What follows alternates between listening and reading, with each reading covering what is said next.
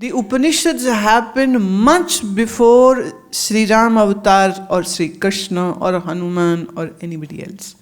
But while Shiva was there, and yet Shiva is not being talked about in the Upanishad, because Upanishad defines what God is, and when the Upanishad defines what God is, then there are just 4 words which I would say. Sat Chit Anand Vyapak. In English it would be truth, ever conscious, ever blissful, omniscient existence. Now you tell me, is it something different from what a Christian or a Muslim would say? If they say one God, then what do they mean by one God? Now over here, there would be some disparity in understanding. Even those who read the Bible actually do not really understand what Christ is saying. Even now, I have seen people talking in that language where they are saying God is in heaven and God is there and God is up above in Jannat somewhere and here we are on the earth and God is there. And then they have the certain places that this is a very pious place, like for Islam it's Makkah and Medina, and for a Christian it can be a Babylon or Jerusalem. But Jerusalem would be the place, or Makkah and Medina would be a place which was used by Moses, by Muhammad to worship. Whom did they worship? They have a word, in Arabic they would say Allah. In English you would say God. But what is God? How would you define God? There are some adjectives which are given. God is kind, God is great, God is mighty, God is powerful. These are adjectives. They're still not defining it. And thousands of years ago, the yogis, the seers, the sages, the seers, from where the lineage of the Hindu religion is coming out, they defined who God is. Satyam Gyan Anantam Brahma. Satyam, truthful. Gyan, ever conscious. Anant, boundless. Brahma, the greatest one.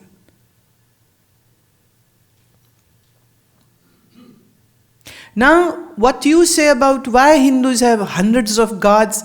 Now, the thing is, when we say God is everywhere, then this means, this implies that all sentient beings have the existence of Lord within them. Lord is not the word which the Upanishad would use. Upanishad says Brahma. Upanishad says Brahma. Lord would be Ishwar. Ishwar means the one who has all the powers. But when we say Brahm, Brahm means the absolute one. But when I say the absolute one, you get no idea at all. What does that mean? When I say Satyam, you don't get any idea what does it mean. When I say ever conscious Chaitanya, you don't get any idea about what it is. Sri Guru Nanak Dev in different language explained who God is by using the term Ek Onkar Sat Gur Prasad. Ek means one. Onkar means the omniscient one. Sat means the truthful. Gur means ever conscious. And Prasad also means ever blissful. It is same. Where Upanishad says it's Satchitananda Vyapak. Now you would say, then who is Vishnu, who is Shiva, who is Hanuman, who are Devi and all these deities which we have? No, these are the energies.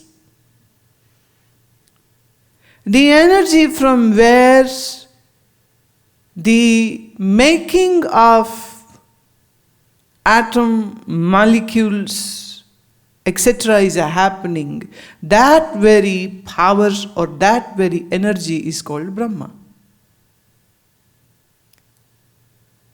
The functioning and the sustenance of this atomic molecular world is happening from the energy, and that energy is called Vishnu. The energy from where the destruction is happening, because if nothing gets destroyed, new things won't happen. It's a continuous process. See, the world is not a creation, world is a manifestation. It's not a creation. When we say God created world, it is a very childish way to say. The real word, the exact word, the truthful word, it is a manifestation. It has manifested from being a subtle to a gross form.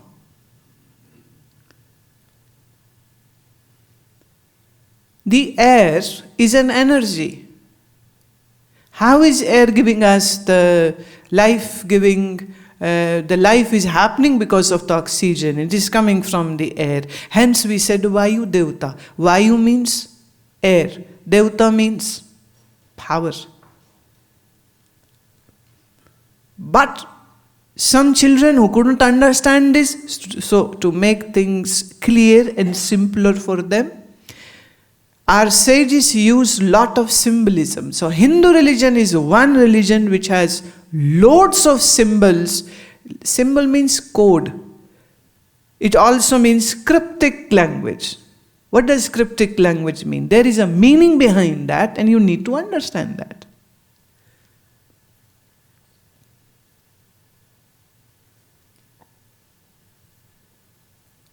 So Hindu religion is definitely having a very vast and expansive opinion and experience about what God is and where God is. So the omniscient energy which is present, which is ever conscious, which is ever blissful, which is ever truthful, because it is prevalent, existent everywhere. Hence, even a rose is not minus the divinity.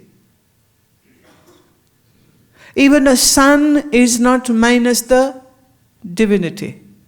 A moon is not minus the divinity. And all the yogis and the seers who understood this, so out of all the yogi, who is the foremost and the first one, should I say? And that is Mahadev, or Shivji, whom you call in a simpler language. Who is Mahadev? Looks like a human being, but is birthless, hence deathless. And you know what? Today's neurophysicists are saying nothing dies in this world. It just changes. And this is what was understood by our sages thousands of years ago. Things happen, manifest, then the things get disintegrated, then again it happens. It's a continuous process. So creativity is happening.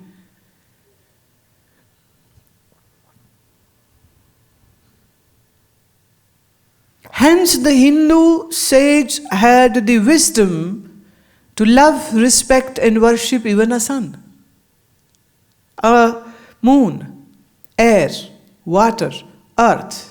Because these are the 5 elements from where your body was constituted. This universe has been constituted because of these 5 elements.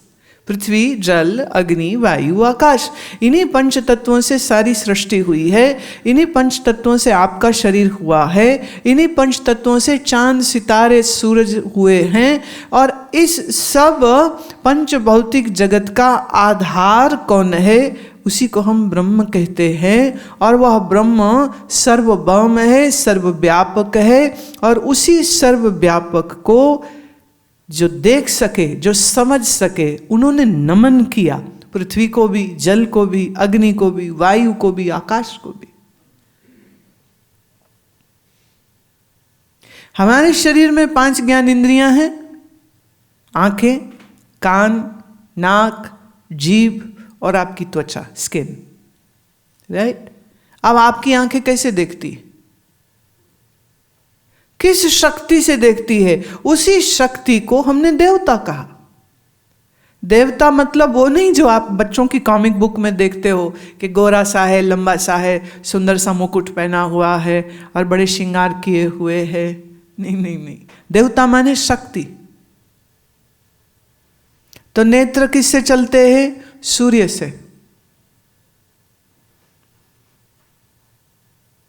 संबंध है सूर्य का आपकी आंखों से। अच्छा मुझे एक बात बताइए, अगर सूर्य उदय ना हो तो क्या आप दुनिया देख सकेंगे? सूर्य की ज्योति आती है तो हमारी नेत्रों की ज्योति काम करती है। सारे रंग किससे हैं?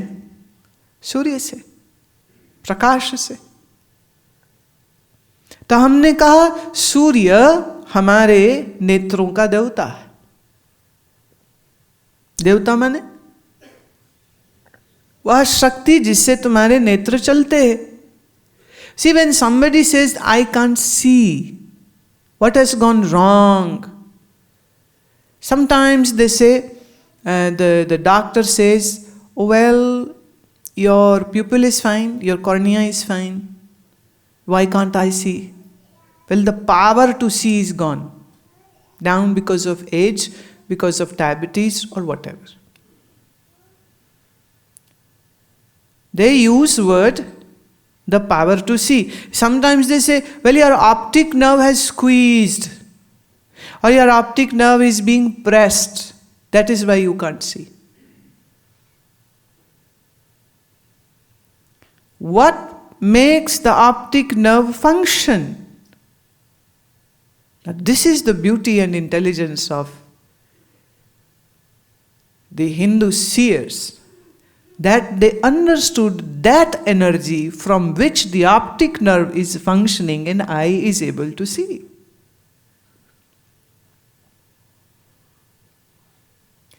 Because people don't have this deeper understanding, hence they have made up what they could understand. परमात्मा एक ही है, 2, 3, 4 नहीं होता। इसी तरह जब हम कहते देवी, देवी क्या है? तो देवी के 108 नाम हैं। हमारी एक एल्बम है आनंद स्तोत्र, उसमें देवी के वो 108 नामों को मैंने मंत्र रूप से जो है वो गाया है उसको। देवी क्या? बोले करुणा। देवी क्या है? दया। देवी क्या है? क्षमा। देवी क्या है? धृति। देवी क्या है? शक्ति। देवी क्या है? ज्ञान। देवी क्या है? Kundalini.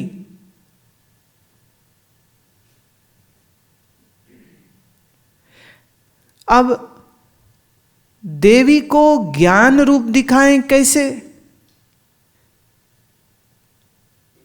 So, the seers, in order to help small brain, small children understand the feminine aspect of energy, they created this face, a female body, and gave her 8 arms. And in one hand she is holding a conch. As I have said, Hindu religion uses so much of symbolism. And these symbols denote something. Conch is a symbol of Gyan, knowledge. Devi has a lotus in her hand. What is lotus? Lotus is a sign of blissfulness. It's blooming, no? When you are in depression, your mind squeezes. When you are happy, your mind opens up, blooms. Hence this bloomed lotus is the sign used in the Hindu religion to depict what? Ananda, bliss. Devi has a big mace in her hand. What is mace? That is the authority. Who has the authority? The Shakti has the authority. So mace is given to Devi. She is given a bow and an arrow. She holds a bow and an arrow in her hand. What is the symbolism of this? Bow and arrow is sign of great concentration, which we call Chitti Shakti. The power from where all intelligence is oozing out. Right? Devi has a discus, a chakra in one of her hand. What is that? See, chakra is round. Chakra means that which moves. Right? That which moves. But that movement has something which never moves. What does it denote? The feminine energy is present everywhere. And yet there is one part of this energy which never moves, but it moves everything. Are you with me? Are you with me? Are you understanding what I'm saying? So Devi is a sign of the feminine energy. Right?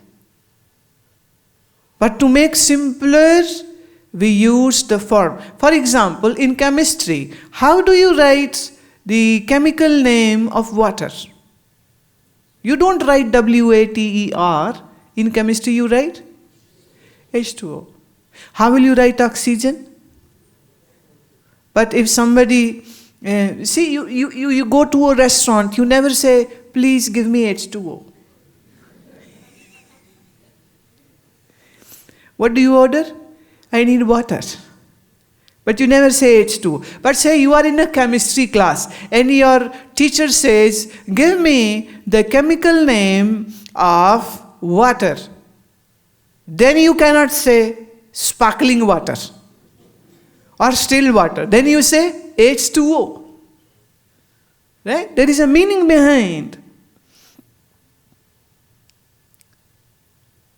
So, to make people understand these three aspects of the energy from where the production, maintenance and the destruction is happening, the concept of the Brahma, Vishnu and the Mahesh came on.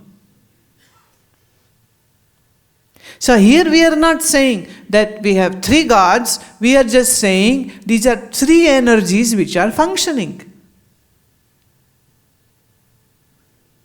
Right? See, the air which is outside is shapeless. But the air which goes in your lungs and then when you speak, it stirs up your vocal cords and it creates the sound which you understand what this sound means.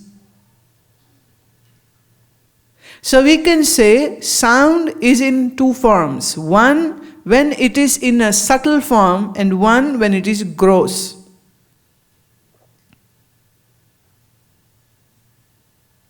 Gross part is which you hear with your ears. But when that word is in its subtler form, that is not audible at all. That is why it is called it is in a subtle form. शब्द के दो रूप हो गए ना, एक सूक्ष्म और एक स्थूल. हाँ, स्थूल जो आपके कानों ने सुना और आपके दिमाग ने समझा, और सूक्ष्म जो मेरे मन में अभी विचार रूप से है. मेरे मन का जो विचार है, जो अभी ध्वनि नहीं बना है, उसको आपके कान नहीं सुन सकेंगे. पर जब मेरे विचार से मेरे इस गले में कुछ हरकत होगी, कुछ वाइब्रेशन होगी वोकल कॉर्ड्स में, वॉइस बॉक्स में, फिर वो मेरा विचार शब्द की ध्वनि बन करके बाहर आएगा और उस ध्वनि को सुनेंगे तब आपको समझ लगती. तो जैसे ध्वनि के दो रूप हो गए, एक जो स्थूल है, एक जो सूक्ष्म है. तो जब हम बोलते हैं तो हम ये कह सकते हैं कि वह ध्वनि मैनिफेस्ट हो गई, प्रकट हो गई। हाँ, तो ऐसे सृष्टि में जो चीज प्रकट होती है, जिस शक्ति से प्रकट होती है, उसी शक्ति को हम देवता कहते हैं। लेकिन इस सारी शक्ति का स्रोत कौन है? कहां से निकल रही? जिस स्रोत से सब कुछ आ रहा है उसी को परमात्मा कहते हैं, उसी को ब्रह्म कहते हैं। हाँ, जिससे सब कुछ हो रहा है।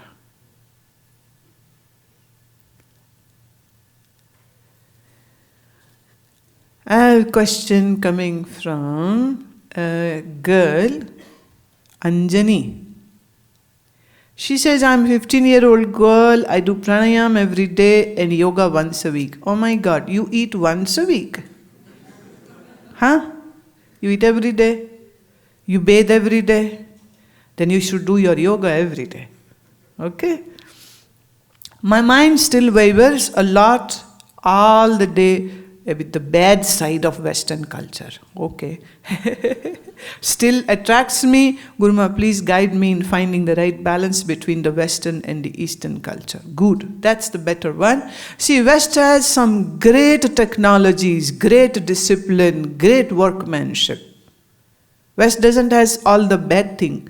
Well, if you're mentioning about the drugs and the pornography and the guns and all that, well, that is these days prevalent everywhere. You know, internet has opened up so many avenues. So many avenues, good and bad, it is there. The East has its discipline, has its tradition, has its knowledge, has its great sciences. Sciences pertaining to body, that is the Ashtanga Yoga. Sciences pertaining to mind, the Patanjali Sutra. Sciences pertaining to intellect, and that is the Upanishad, the Vedanta. That is the real treasure of East. So if we can conjoin the discipline, workmanship, dedication of West and join in the tradition, the knowledge, the wisdom, the great Brahma Gyan and the yogic sciences of the East, if we can have a marriage of these two things, it will be perfect. It will be a perfect. One thing which I'll suggest you, Anjani, that is, see everything. There is no harm in seeing what is happening, good or bad. But you have to know where to draw the line. And you have to have this ability by, as I said yesterday, by giving the food to your mind. And what is food of the mind? Concentration. So this means you need to sit down every day, maybe just for 15 minutes, and at that time do the Nadi Shodhana Pranayam, which I call the alternate breathing. Even if you do it for 15 minutes, the amazing thing which happens is your brain will have a great balance, and the sparking in the brain will be so good, and hence you will be having a very clean and clear mind, and then you will make all the right choices. And you will not make any wrong choices. Whether it is about food, whether it is about clothing, whether it is about having friends. You know, this is a curse which I see happening. This is the curse of the modern world. Family members are sitting together in a room and everybody is busy on their own phone. What is cooking, mom? And mom from the kitchen, she says, I am making potatoes. Message goes, I hate potatoes, you know it. They are just maybe 20 feet away, and yet they are doing this. On husband and wife were in the bed. Wife received a message. Bell came. She reads the message. Please switch off the light. I need to sleep. I myself post here and there a photo or a message to people. But I don't do this stuff, Like I hold a glass of water and say, I'm drinking water. What is that? Oh, I'm feeling sad. Or I'm feeling so bad. What to do? And then next message after 10 minutes come, please somebody tell me what to do. They put up a photo and then they are saying, these days sometimes I have this picture of Hanumanji coming and a picture of Sri Krishna coming, or picture of Sai Baba coming with the written message. If you are seeing this photo now, share it now and see the magic happening in your life. And it has not been liked even by one person. This is something coming out of a very dissatisfied, lonely, sickly people.